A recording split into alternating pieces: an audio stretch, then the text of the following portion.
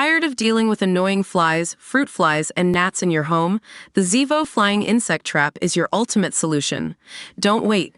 Check out the link in the video description now to get your Zevo Flying Insect Trap on Amazon and enjoy a bug-free home today. Eduardo Valseca lived a quiet life in Mexico with his family until June 13, 2007, when everything was turned upside down. That day, he was kidnapped by suspected gang members and held hostage for over 7 months. Eduardo Garcia Valseca is known as a Mexican businessman who was kidnapped in June 2007 by a gang of heavily armed men after dropping his kids off at school. He was ultimately held captive for more than 7 months and was not released until an undisclosed amount of money had been paid. After he was released, Eduardo told CNN that he believed his abductors were under the assumption that he was rich because his father used to own a chain of newspapers.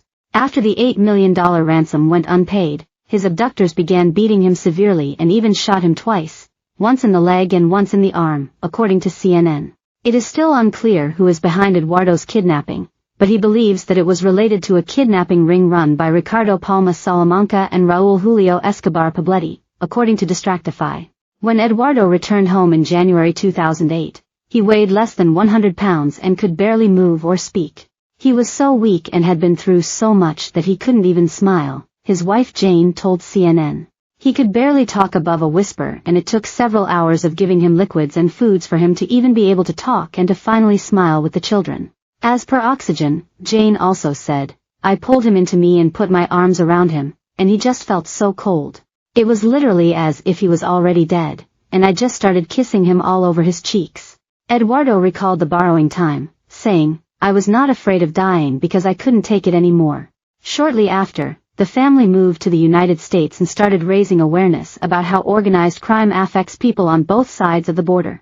They ended up in Washington, D.C., where his wife later died from cancer, according to the Los Angeles Times.